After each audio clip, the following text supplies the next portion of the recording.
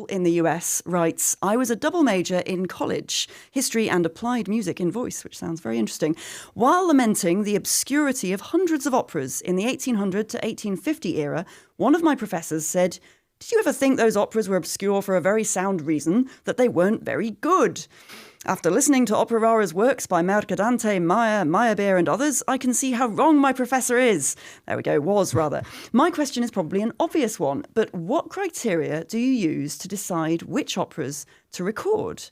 This is a really interesting question, and presumably, tricky as a one to pin down. What kinds of things are you thinking about when you've done far more of this than me, looking through handwritten scores? What are you looking for? It's very, very difficult, and I think one of the things, just playing these things through on the piano, which is what I tend to do, just to try and get an idea of them.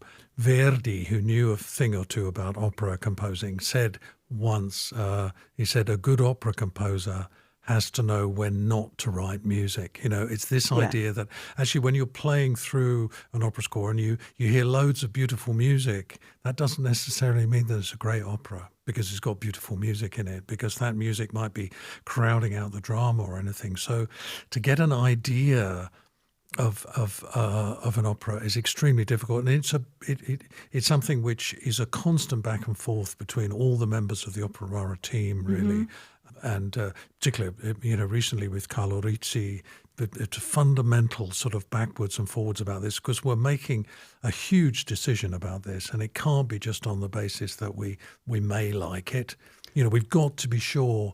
And I think one of the other criteria I try and think about is whether something is historically important as well, whether there's a way in which you can say, which I think, for instance, with L'Isola di Roma, I think you can say we revived that because we thought it added something important to the history of Donizetti, what he was trying to do. And that means it added something to the history of 19th century opera, in a sense. And I guess that's also where the Donizetti Song Project comes in, exactly, that we're providing a different angle on Donizetti, but also on song, and the fact that actually Italians were writing songs. Yeah, exactly. It's not just Schubert and the French.